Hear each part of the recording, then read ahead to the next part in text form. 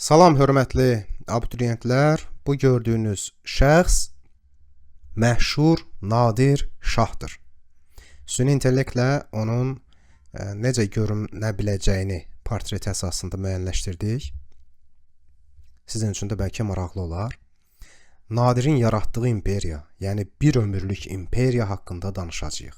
Deməli, Nadir Azərbaycan torpaqlarını azad etdikdən sonra 1736-cı ildə Muğan qurultayı keçirir və Muğan qurultayında şah seçilmək istəyirdi. Və elə də olur, Nadir xan şah seçilir.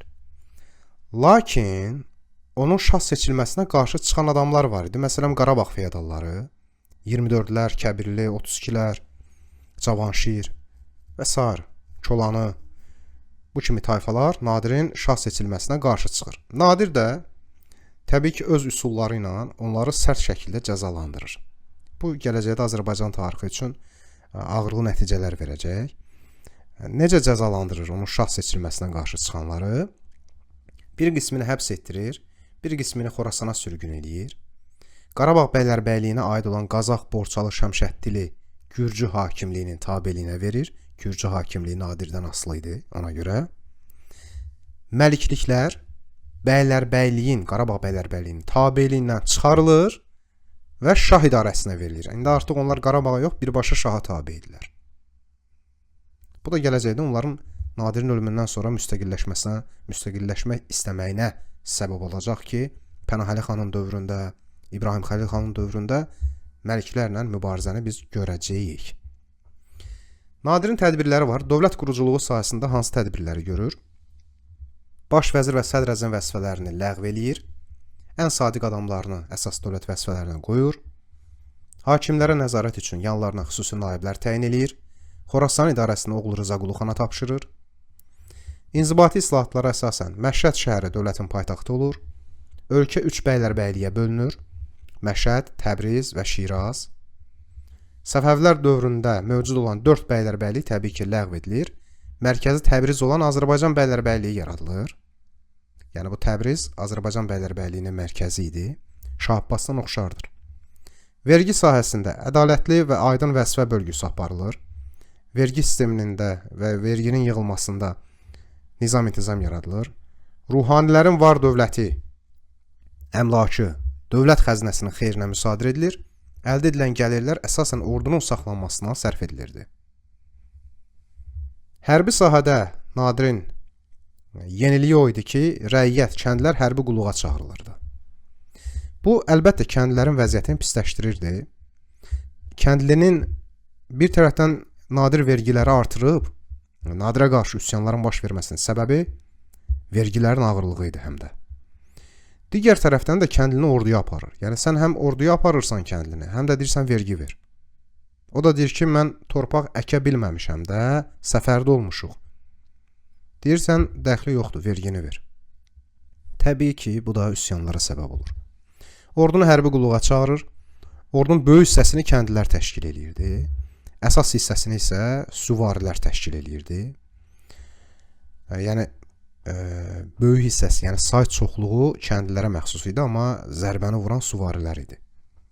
Orduda artilleriyadan, yəni zəmburəklərdən geniş istifadə olunurdu. Zəmburək o dəvənin üzərində kiçik topların yerləşdirilməsidir. Nadir hərbi donanma yaratmağa təşəbbüs eləyən ilk Azərbaycanlıdır.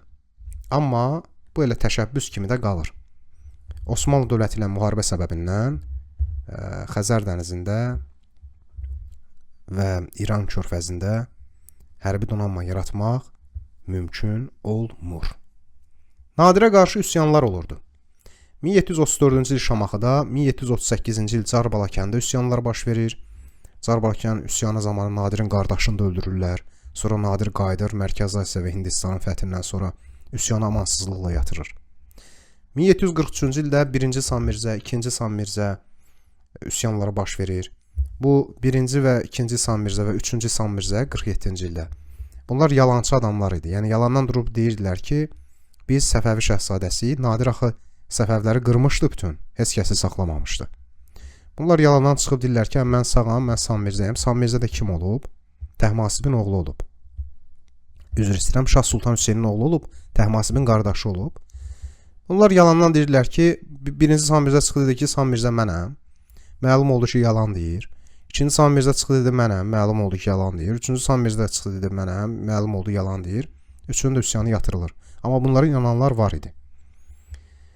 1743-46-cı illərdə Şəki üsyanı daha doğrusu baş verdi və Şəki üsyanında Hacı Çələbi qaldırmışdı. Nadirə qarşı mübarizə aparır, sonra gələsən görəsən qalasan sığınır. Sonra ərzaq çatışmazlığı səbəbindən, blokada səbəbindən məcbur olur, Nadirə tabe olur. Nadir də onu Şəkinin hakimi kimi tanıyır. 1747-ci ildə Nadir sui-qəsd nəticəsində öldürülür və onun yaratdığı imperiya parçalanır.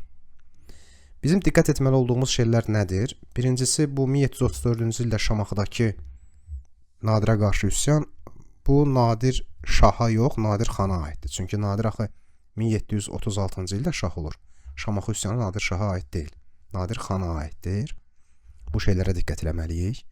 Digər diqqət etməli olduğumuz məqam Sami Mirzə üsyanlarıdır. Birinci Sami Mirzə, ikinci Sami Mirzə Azərbaycanın şimalında Şirvanda olur. Üçüncü Sami Mirzə isə cənubda olur. Birinci və ikinci Sami Mirzəni Nəsrullah Mirzə yatırır, Nadirin oğlu. Üçüncü Sami Mirzə üsyanını isə Əmir Aslan xan yatırır.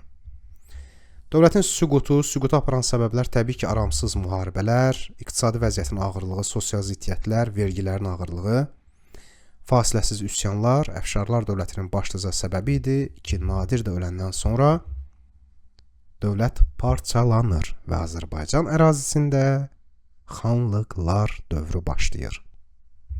Belə, dəyərli abituriyentlər, ümid edirik ki, mövzu sizə tam aydın oldu. İndi isə vəsaitimizdən mövzunu öyrənək. Hələlik.